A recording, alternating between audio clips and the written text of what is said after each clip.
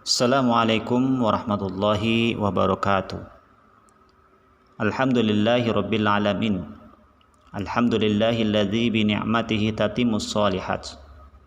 Asyhadu an la ilaha illallah wahdahu la syarikalah wa asyhadu anna Muhammadan abduhu wa rasuluhu alladzi la nabiyya ba'd. Allahumma shalli wa sallim wa barik ala Muhammadin wa ala alihi wa sahbihi ajmain. Amma ba'd. Ikhwatu iman yang dirahmati Allah Subhanahu wa taala. Pada tema kali ini kita akan mengungkap dan menerangkan bagaimana bentuk dan ungkapan rasa syukur. Bersyukur kepada Allah Subhanahu wa taala sesungguhnya tidak cukup kalau hanya mengucapkan alhamdulillah saja. Sebab setidaknya ada 3 cara mengungkapkan rasa syukur tersebut. Yang pertama adalah melalui aktivitas lisan. Dalam aktivitas lisan ini, ucapan alhamdulillah adalah hal minimal yang harus kita lakukan. Aktivitas lain adalah berkata yang baik-baik. Orang yang bersyukur kepada Allah akan selalu menjaga lisannya dari ucapan-ucapan yang tidak baik. Mereka akan selalu berhati-hati dan berusaha untuk tidak mengatakan sesuatu yang membuat orang lain tersakiti hatinya. Orang-orang yang bersyukur tidak berkeberatan untuk meminta maaf atas kesalahannya sendiri kepada orang lain, sebagaimana mereka juga tidak berkeberatan memaafkan kesalahan orang lain. Kepada Allah Subhanahu wa taala mereka senantiasa bersegera memohon ampunannya. Hal ini sesuai dengan perintah Allah Subhanahu wa taala di dalam Al-Qur'an, surat Ali Imran ayat 133. Wasari'u ila maghfiratim mir rabbikum. Artinya, dan bersegeralah kamu kepada ampunan dari Tuhanmu. Memohon ampun baik kepada Allah maupun kepada sesama manusia memang tidak perlu ditunda-tunda. Lebih cepat tentu lebih baik. Betapa banyak kerugian yang timbul akibat macetnya hubungan atau silaturahim antar sesama saudara, kawan, dan relasi gara-gara persoalan maaf-maafkan yang belum terselesaikan. Kemudian yang kedua, bersyukur diungkapkan dengan melalui aktivitas hati. Dalam aktivitas hati ini, bagaimana mengelola hati menjadi hal yang sangat penting.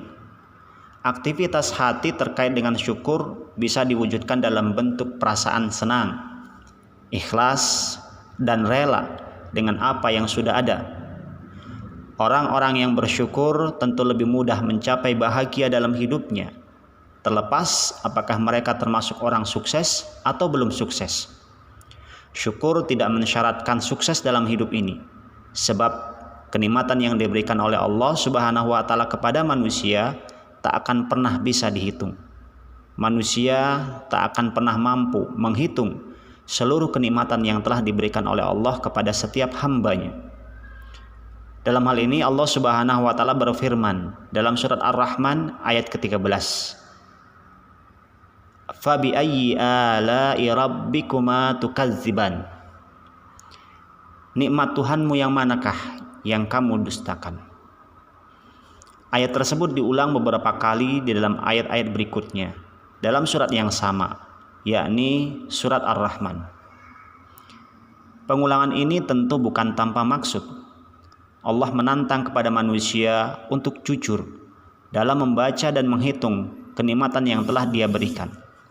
Bagaimana kita bisa bernafas, bagaimana kita bisa melihat dan mendengar, serta bagaimana kita bisa merasakan dengan panca indera kita. Dari pertanyaan-pertanyaan seperti itu saja, kita sudah tidak mampu menghitung berapa kenikmatan yang terlibat di dalamnya. Maka barang siapa yang tidak bersyukur kepada Allah, sesungguhnya dia telah kufur atau mengingkari kenikmatan-kenikmatan yang telah diterima dari Allah Subhanahu wa taala. Orang-orang yang bersyukur kepada Allah tentu memiliki jiwa yang ikhlas dalam melakukan dan menerima sesuatu. Orang-orang yang bersyukur tentu tidak suka berkeluh kesah atas kekurangan-kekurangan atau hal-hal yang tidak menyenangkannya. Orang-orang yang bersyukur tentu lebih sabar daripada mereka yang tidak bersyukur. Memang untuk bisa bersyukur kita perlu kesabaran. Untuk bersabar kita perlu keikhlasan.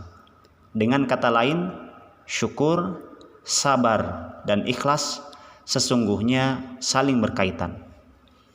Maka dalam ilmu tasawuf, syukur adalah suatu makom atau tingkatan yang sangat tinggi yang hanya bisa dicapai oleh mereka yang telah berhasil mencapai kompetensi tinggi dalam hal spiritualitas.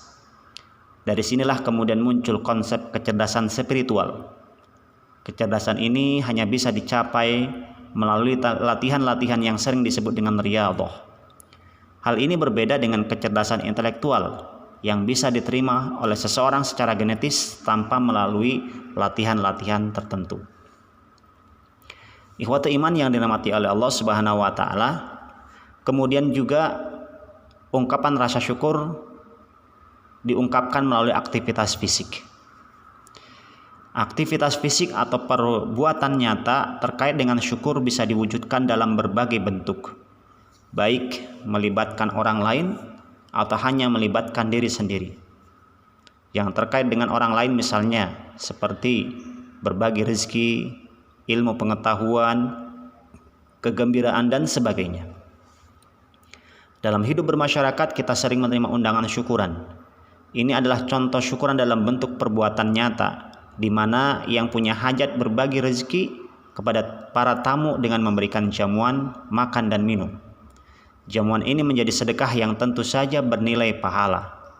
Undangan-undangan semacam ini tentu memiliki dasar yang kalau kita telusuri akan kita temukan di dalam Al-Quran surat Ad-Duha ayat 11. Allah berfirman, wa amma bini'mati rabbika fahaddits. Artinya, dan terhadap nikmat Tuhanmu hendaklah engkau siarkan. Perintah berbagi kenikmatan dengan orang lain dapat ditelusuri salah satunya melalui ayat ini, dengan maksud agar mereka juga ikut merasakan bahagia yang kita rasakan. Ini sering disebut dengan tahaddus binikmah. Tentu saja tahadus binikmah ini baik. Hanya saja perlu diingatkan agar pelaksanaannya tidak berlebihan dan harus dilakukan dengan niat yang ikhlas. Yang dimaksud dengan ikhlas di sini adalah tidak ada niat kecuali hanya untuk beribadah kepada Allah Subhanahu wa taala. Niat-niat lain seperti keinginan untuk pamer atau riya atas apa yang telah dicapai sebagai keberhasilan harus benar-benar dihindari. Sebab riya merupakan akhlak yang tercela yang justru bisa menjauhkan kita dari Allah Subhanahu wa taala.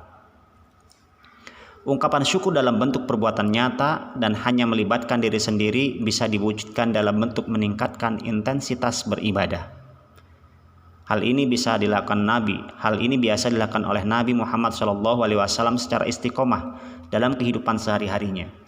Walaupun beliau sudah dijamin masuk surga, beliau tetap rajin beribadah, melebihi siapapun di dunia ini, hingga kedua kaki beliau bengkak-bengkak. Semua ini beliau lakukan sebagai pengakuan dan ungkapan rasa syukur atas semua kenikmatan yang beliau terima dari Allah Subhanahu wa taala. Sekali lagi, syukur memang sebuah tingkatan yang sangat tinggi di sisi Allah Subhanahu wa taala. Allah menyukai orang-orang yang senantiasa bersyukur. Wallahu a'lam bishawab. Aqulu qouli hadza wa astaghfirullah li wa lakum. Assalamualaikum warahmatullahi